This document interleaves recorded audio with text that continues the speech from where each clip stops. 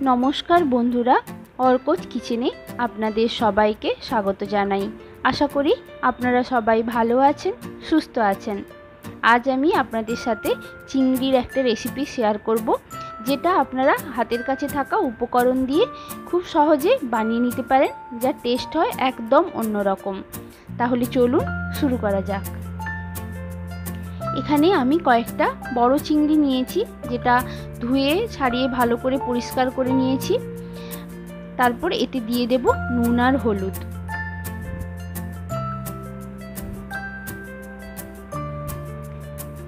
चिंगड़िर पिठेर दिके जे सरू सुतोर मतो थाके सेटाओ बेर करे नियेछि आर एटा किन्तु बेर करे नेওয়াটা खूब जरूरी। एबार नुन आर हलुद भालो करे चिंगड़िर साथे माखिये निচ্ছি। এবার কয়েকটা টুথপিক নিয়েছি, সেটা চিংড়ির মধ্যে এইভাবে গেঁথে দিচ্ছি যাতে ভাজার সময় চিংড়িটা গুটিয়ে না যায়। এইভাবে প্রত্যেকটা চিংড়ি আমি রেডি করে নিলাম।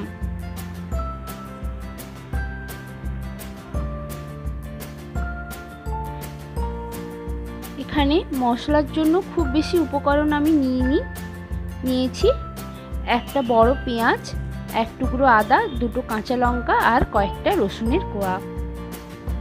प्रथमे आमी आदा रसुन और काँचा लंकाटा बेटे नेब।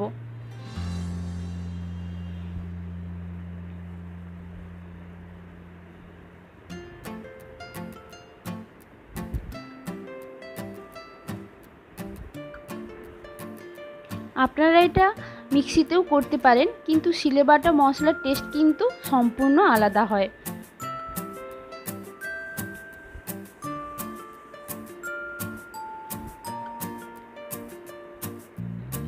এবার পেঁয়াজটা কেটে নিয়ে তারপরে সেটাও বেটে নিচ্ছি।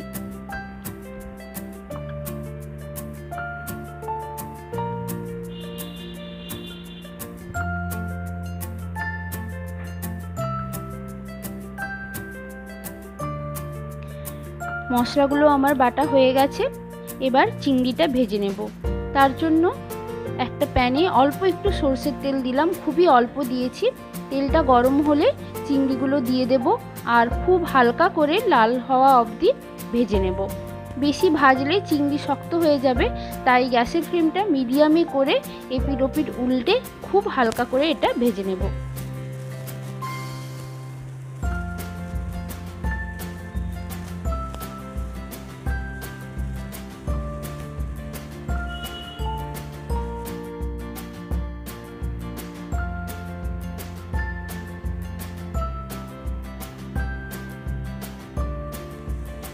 এখানে চিংড়িগুলো ভালো করে ভাজা হয়ে গেছে, তুলে রেখে দিচ্ছি।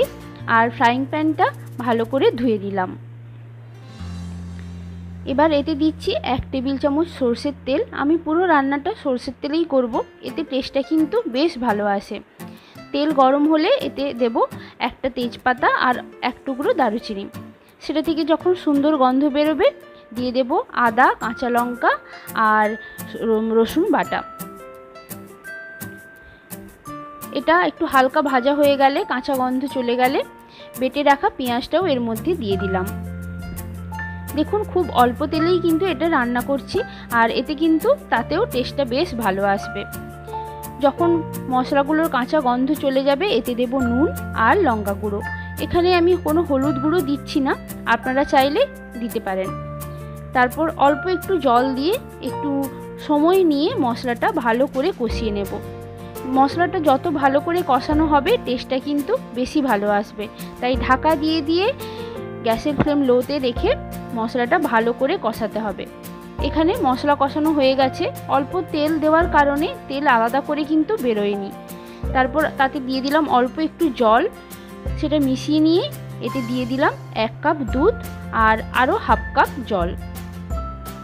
তারপর সেটা ভালো করে মিশিয়ে নিচ্ছি।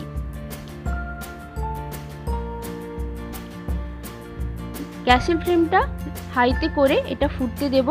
যখন ফুটে উঠবে আরেকবার নাড়াচাড়া করে নিয়ে ভেজে রাখা চিংড়িগুলো এখানে দিয়ে দিলাম।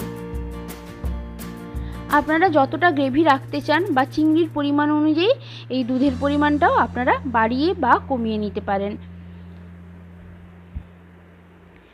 এইবার গ্যাসের ফ্লেমটা মিডিয়ামে করে ঢাকা দিয়ে এই চিংড়িগুলো কিছুক্ষণ ফুটতে দেব। চিংড়ি সেদ্ধও হয়ে গেছে আর গ্রেভিটাও বেশ ঘন হয়ে এসেছে। এতে নুনের পরিমাণ একটু কম লাগলো, তাই অল্প একটু নুন দিলাম আর টেস্টটাকে অ্যাডজাস্ট করার জন্য দিচ্ছি অল্প একটু চিনি। তারপর সেগুলো ভালো করে মিশিয়ে নিচ্ছি। দেখুন গ্রেভিটা বেশ ঘন হয়ে এসেছে।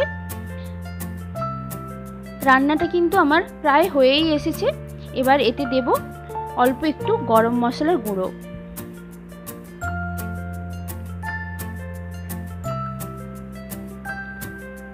সেটাও এর সাথে মিশিয়ে নিচ্ছি। এবার একদম শেষে দিয়ে দিচ্ছি 1 চামচ ঘি।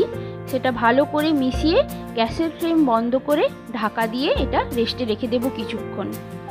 এটা গরম ভাতের সাথে খেতে কিন্তু বেশ ভালো লাগে।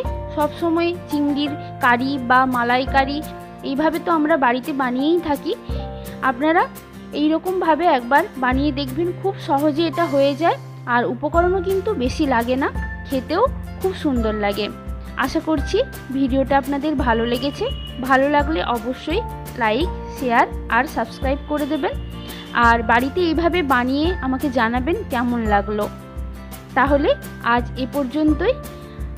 আসবো পরের দিন অন্য কোনো ভিডিও নিয়ে। ভিডিওটা পুরো দেখার জন্য ধন্যবাদ।